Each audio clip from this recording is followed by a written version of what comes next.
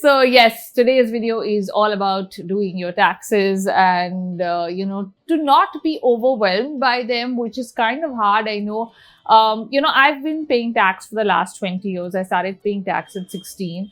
And this video is in no way an expert opinion because I'm not a CA. I'm not qualified to tell you how to do your taxes and stuff like that. Also, this will be different for people who are like working for companies and stuff like that because you have salary slips and so on.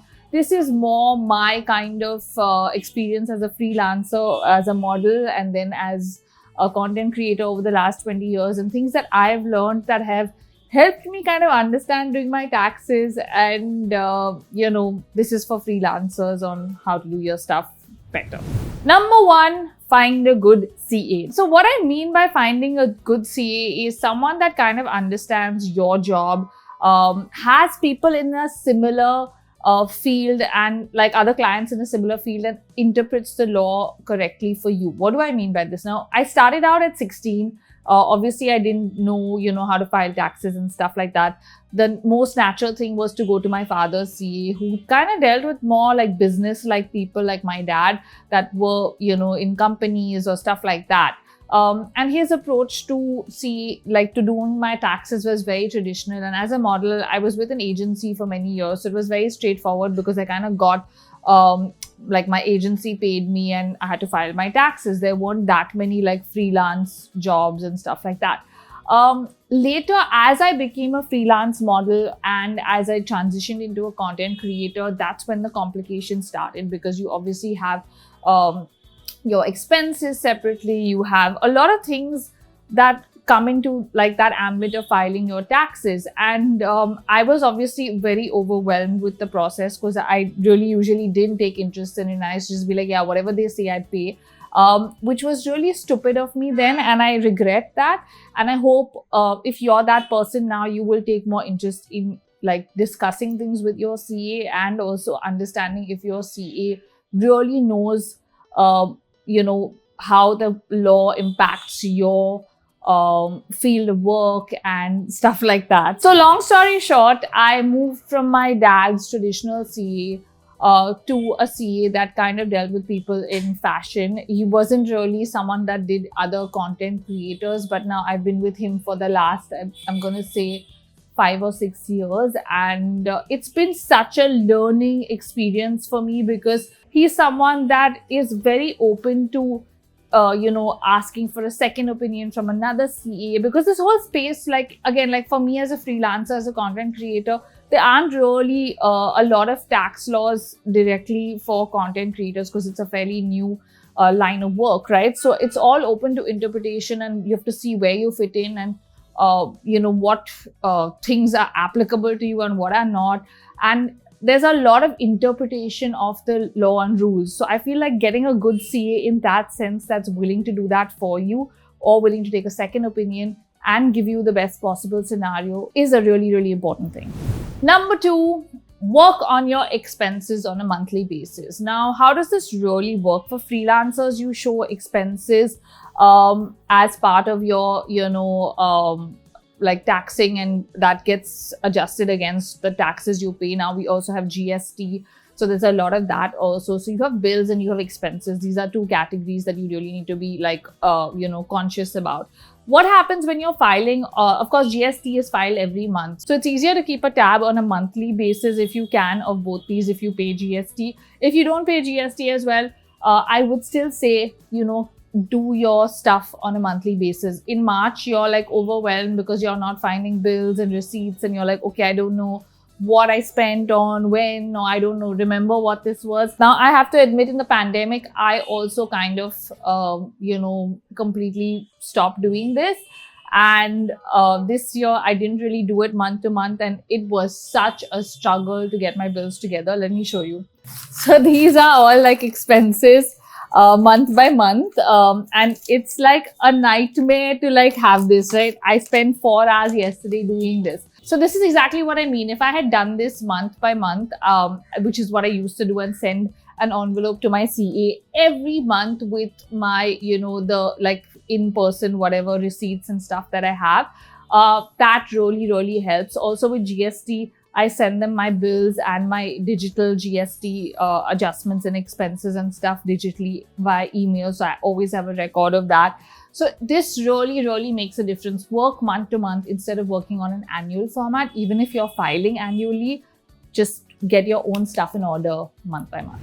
Create different folders and Excel sheets for different things. Now, this is something again that really helps you keep a track of everything in one place. Folders are really, really important. Have different folders for different things. Bills, expenses, investments, donations and charity, insurance, absolutely anything else also that you kind of have in, that whole ambit of stuff.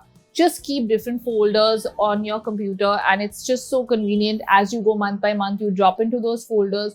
Be organized digitally and offline. It really, really helps. Folders are amazing. Excel sheets are amazing. So even with payments, I create Excel sheets with the company name, the invoice number, date the invoice was raised, the date the payment came in, so that later when I'm actually doing my accounts at the end of the year, I can go back 8 months, 9 months, and I know exactly what date a payment is coming when, matching, tallying with my bank statements. It's so easy. There's a payment of 1 lakh, for example. Sometimes people give you a 20% advance and then like the balance payment, or split the payment into 3. So it's just really hard to track, especially once you have a lot of payments coming in as a freelancer. And they come 6 months later. Sometimes they come like in advance sometimes. So it's very, very difficult to keep a tab unless you have an Excel sheet which has everything on it. Work ahead. Okay, so even if you've missed the whole filing monthly and all of this that I've done through this year, we're still at the beginning of March. You have the whole month. So usually what I do is, the reason I'm making this video today is because I sat down and did all this yesterday because I have a meeting with my CA today. I like to do things at the beginning of the month so that I have room to kind of figure out if something is missing, if I can't locate something, if I need to figure out through my bank, through my, or certain payments I have to reach out to the clients. Year end, like the financial year end, is a busy time for every company, every bank, every CA. Remember that. So everybody is working overtime and everybody is working on 50 different things. Your taxes are important to you, not to everybody else. So if you wake up last minute and be like, I need to know this now, or I have to file, a person's going to tell you, I'm sorry, I've got 200 things on my plate. I can't do this right now. So if you at least get your papers and documents in order at the beginning of March, you only have like March to account for later, which is easier to do. And your CA can actually guide you through whatever's missing or whatever's required or whatever else that you need to do. And you can do it with 2-3 weeks to spare, and you're not like panicking, going, oh my God, like I need to do all of this in one day. So work ahead. That really, really helps. Understand the law and the rules. Okay. Now, this is really, really important. Understand what tax you're paying, why you're paying that tax, how much money you made in a year, and how the laws impact you as an individual in the like field that you're in whatever profession that you're in. Because I feel like that's really important to know. CAs are managing many people's accounts, even if they're great CAs. Now, most freelancers don't have an individual CA that works for them. Like even I don't have someone who's only working for me. He's doing many other people's accounts as well. So this really helps where you take interest in your own accounts and you get involved and you ask questions and you say, oh, what are the things I can claim as expenses. Then you are more alert and you keep those invoices aside. And yeah, they will do the best possible job for you, of course. But if you give them just a mountain of papers in March and say, here's what I have, they have a lot going on as well, right? So I feel like the more you understand the law, the more you interpret the law in your particular case, that really helps, because then you have all your documents when you approach your CA, and it makes their life easier also when they're filing your taxes. They know exactly, what your expenses have been. They know exactly how much income you've had, all of that. So I think it's really important to have a CA that gives you the time of the day to also explain things to you and not just says, I will do it, I will do it, I will do it. Because when that happens, then when something goes wrong, you're in such a fix and you're so helpless that you don't know what happened. And of course, that can still happen because you don't really know the law or exactly what, things are or deadlines are and stuff like that. But it's always important to be aware, at least of the larger picture, at least of, your basics are really important. Like, have those in place and then work on your taxes. So guys, these are just some tips and tricks I've learned over the years. And yeah, it does get overwhelming. It does get scary for pretty much everybody. So don't worry, you're not alone.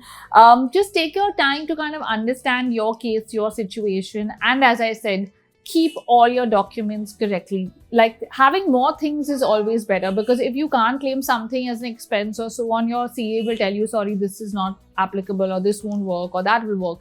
But if you don't have it only, then that's not an option, right? Get all your documents in order. Take time to do your taxes month by month, because that will really help you in March when your CA is really busy and has got like 20 cases.